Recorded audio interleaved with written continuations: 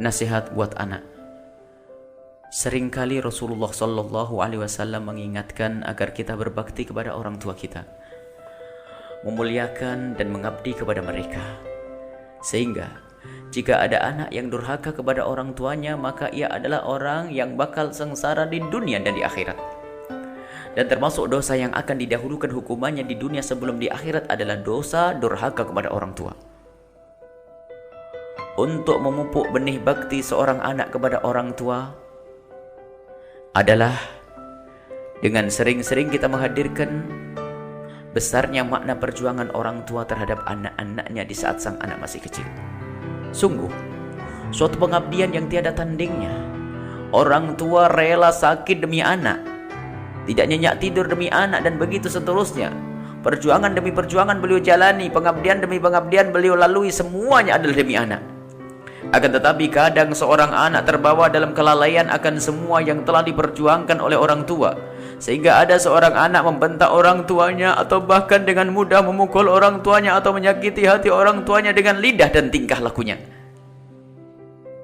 Yang ingin melihat manusia celaka di dunia dan di akhirat, cukuplah melihat seorang anak yang durhaka kepada orang tuanya.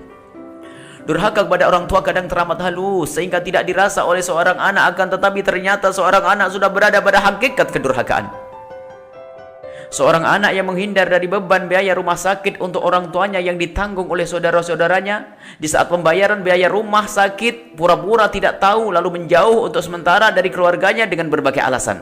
Namun sebenarnya hanya ingin menghindar dari beban biaya pengobatan orang tuanya. Sungguh Allah Maha tahu apa yang ada di hati sang anak durhaka ini. Sadarilah bahwa jika kita sakit, seorang tua akan mengorbankan semua yang dimilikinya demi kesehatan kita.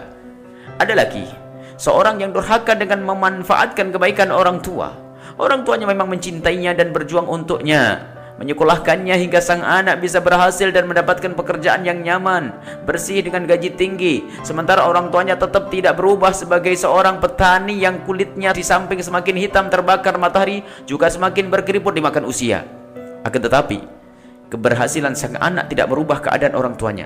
Bahkan mungkin seorang anak dengan tanpa hati nurani telah menjadikan sang ibu babu di rumahnya yang mencuci bajunya dan menyiapkan makanan sang anak.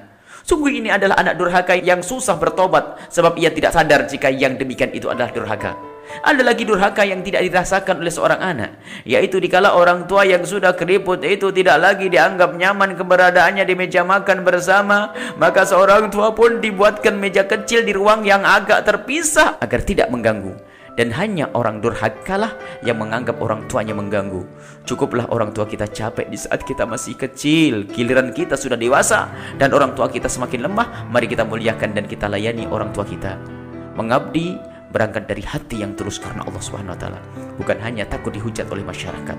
Sebab ada orang yang mengabdi dan berlemah lembut kepada orang tuanya di depan teman dan tetangganya, akan tetapi di saat tidak ada yang melihatnya, maka pengabdian yang lemah lembut itu pun hilang. Semoga kita digolongkan sebagai anak-anak yang bisa benar-benar mengabdi dan berbakti kepada orang tua. Wallahu a'lam bishawab.